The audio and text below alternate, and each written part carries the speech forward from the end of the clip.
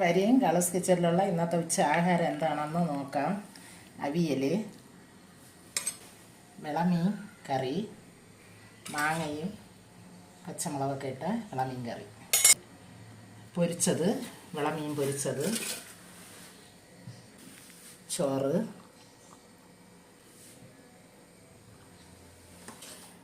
പൊരിച്ച മീനിൽ പൊരിച്ച ചട്ടിയിൽ കുറച്ച് ചോറിട്ട് കുഴച്ച പൊരിച്ച മീൻ ചോറ്, രസം,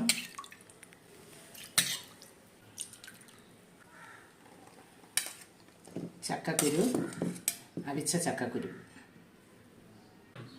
നല്ലതാണ്, ഹെൽത്തി ആയിട്ടുള്ള ഇത് കഴിക്കണത്, അതുകൊണ്ട് ഇതും കൂടെ കഴിക്കാമെന്ന് വിചാരിച്ച്.